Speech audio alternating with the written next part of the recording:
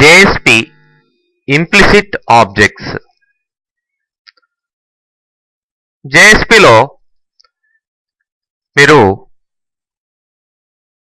Declare చేయాల్సిన అవసరం లేకుండా, అంటే ఎక్స్ప్లిసిట్గా సపరేట్గా డిక్లేర్ చేయాల్సిన అవసరం లేకుండా already ready to use objects అనేటివి ఉంటాయి. వాటినే ఇంప్లిసిట్ ఆబ్జెక్ట్స్ అని చెప్పేసి అంటాం. ఇవి నార్మల్ జావా ఆబ్జెక్ట్స్ లాగానే ఉంటాయన్నమాట. అంటే ఇంకా చెప్పాలంటే ప్రీ డిఫైన్డ్ వేరియబుల్స్ అని చెప్పచ్చు, ప్రీ డిఫైన్డ్ ఆబ్జెక్ట్స్ అని కూడా చెప్పచ్చు. ఓకే, అవే ఇక్కడ మీకు లిస్ట్ ఇచ్చున్నది. Request, response, out, session, application, config, page context, page exception. ఇవన్నీ కూడా ప్రీ డిఫైన్డ్ లేదంటే ఇంప్లిసిట్ ఆబ్జెక్ట్స్. ఓకే, వీటిల్ని JSP కంటైనర్ మీరు పేజెస్ ని డెవలప్ చేసేటప్పుడు JSP పేజెస్ ని ఈ యొక్క ఆబ్జెక్ట్స్ యొక్క డీటెయిల్స్ ని మీరు పొందే విధంగా చూస్తుందన్నమాట. మరి వీటి గురించి బ్రీఫ్ గా మనం ఇప్పుడు చూద్దాం. నెక్స్ట్ కమింగ్ సెషన్స్ లో వీటి యొక్క డీటెయిల్స్ క్లియర్ గా చూద్దాం. ప్రస్తుతం సింపుల్ గా ఎలా ఉంటాయో చూద్దాం. Request object. మరి ఈ రిక్వెస్ట్ ఆబ్జెక్ట్ అనేది ఇక్కడ ఇచ్చినట్లుగా HTTP సర్వ్లెట్ రిక్వెస్ట్ ఆబ్జెక్ట్ కి ఒక ఇన్స్టాన్స్ ని చెప్పుకోవచ్చు. అంటే దీని నుంచి వస్తుంది అనమాట. javax.servlet.http సర్వ్లెట్ రిక్వెస్ట్ ఈ లొకేషన్ లో ఉండే ఆబ్జెక్ట్ యొక్క ఇన్స్టాన్సే, అంటే దీని నుంచి తీసుకురాబడిందే రిక్వెస్ట్ ఆబ్జెక్ట్ అని చెప్పచ్చు.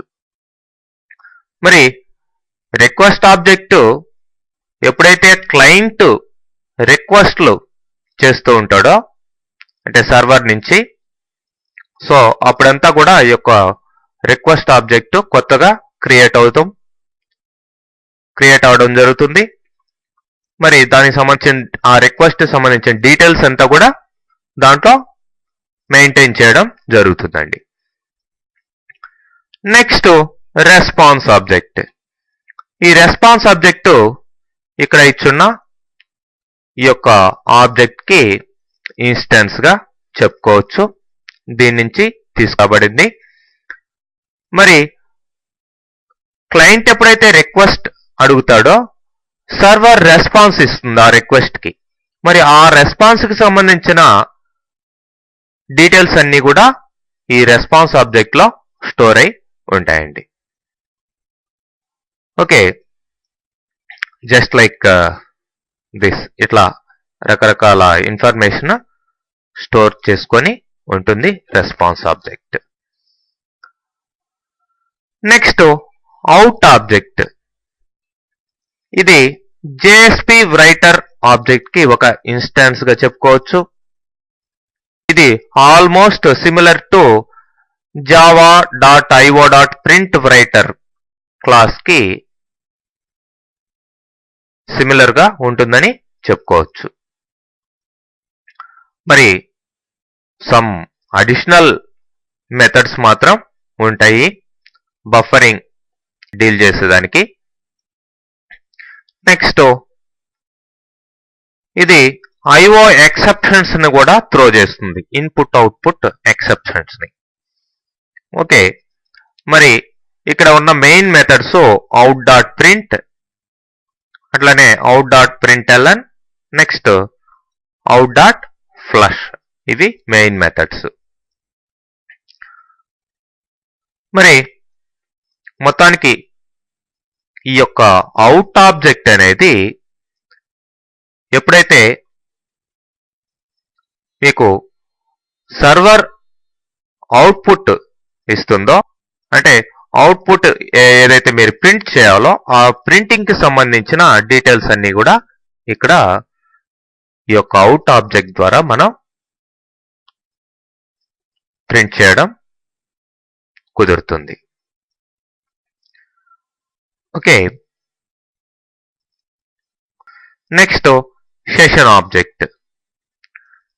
ఇది HTTP సెషన్ కి ఒక ఇన్స్టాన్స్. ఇది క్లయింట్ సెషన్స్ ని మెయింటైన్ చేయడం జరుగుతుంది బిట్వీన్ రిక్వెస్ట్స్. అంటే క్లయింట్ ఎప్పుడు కూడా నెంబర్ ఆఫ్ రిక్వెస్ట్లు సర్వర్ కి పంపిస్తూ ఉంటాడు. మరి ఆ రిక్వెస్ట్లకి మధ్యలో సెషన్స్ అనేటివి ఉంటాయి. ఆ సెషన్స్ కి సంబంధించిన డీటెయిల్స్ అన్ని కూడా సెషన్ ఆబ్జెక్ట్ లో స్టోర్ చేయడం జరుగుతుందండి. Next application object. ఇది సర్వ్లెట్ కాంటెక్స్ట్ ఆబ్జెక్ట్ కి ఒక ఇన్స్టాన్స్ గా చెప్పుకోవచ్చు. ఈ అప్లికేషన్ ఆబ్జెక్ట్ అనేది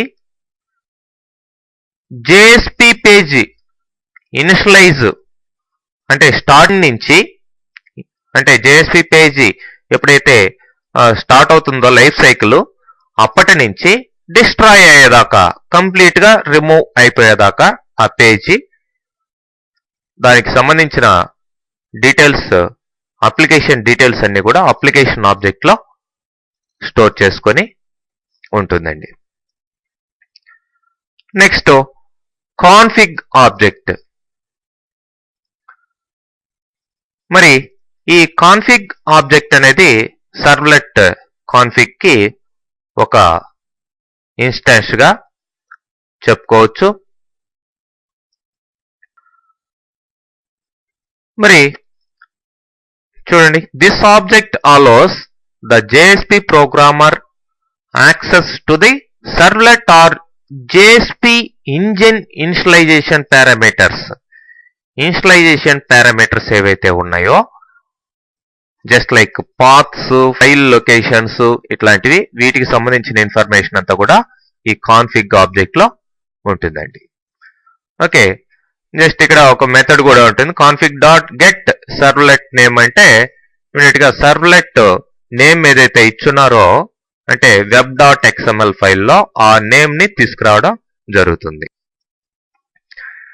నెక్స్ట్ పేజ్ కాంటెక్స్ట్ ఆబ్జెక్ట్. మరి ఇక్కడ ఇచ్చున్న దానికి ఒక ఇన్స్టాన్స్ గా దీన్ని చెప్పుకోవచ్చు. ఇక్కడ చూడండి, థర్డ్ పేరాలో this object stores references to the request and response object for each request. మరి రెఫరెన్సెస్ ని స్టోర్ చేస్తుంది అనమాట, స్టోర్ చేసి పెట్టుకుంటుంది. అంటే రిక్వెస్ట్ కి రెస్పాన్స్ కి సంబంధించిన రెఫరెన్సెస్ ని.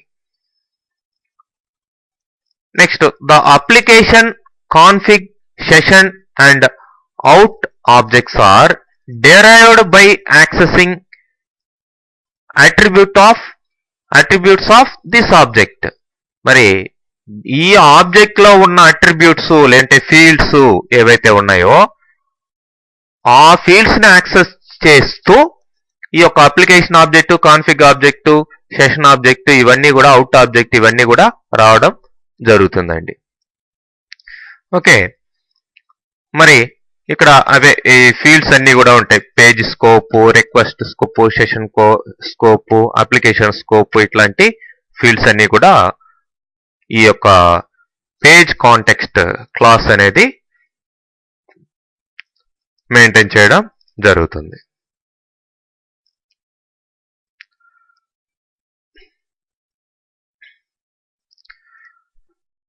మరి నెక్స్ట్ పేజ్ ఆబ్జెక్ట్. ఇది ఒక పేజీకి సంబంధించిన ఇన్స్టాన్స్ గా చెప్పుకోవచ్చు. జస్ట్ లైక్ దిస్ అన్నమాట. దిస్ డాట్ అని మనం ఇస్తుంటాం కదా, కరెంట్ పేజ్ ఏదైతే ఉందో దానికి సంబంధించిన దాన్ని ఇక్కడ పేజ్ ఆబ్జెక్ట్ గా చెప్పుకోవచ్చు. Okay, this is equal to page object అన్నమాట. ఓకే, అందుకనే this is synonym for this object అని ఇవ్వడం జరిగింది. Next exception object. మరి it is a wrapper containing exception thrown from the previous page. మరి ప్రీవియస్ పేజీ త్రో చేసిన exceptions ని store చేసుకోవడానికి ఈ ఆబ్జెక్ట్ ని యూజ్ చేసుకోవడం జరుగుతుంది. మరి it is typically used to generate an appropriate response to the error condition. Okay, అది ఎర్రర్ కండిషన్ బట్టి అప్రాప్రియేట్ ఎక్సెప్షన్ ని జనరేట్ చేయడం, రెస్పాన్స్ ఇవ్వడం జరుగుతుంది. ఓకే, ఇవన్నీ కూడా బ్రీఫ్ గా జస్ట్ చెప్పుకున్నాం. డీటెయిల్ గా నెక్స్ట్ సెషన్స్ లో వస్తాయండి.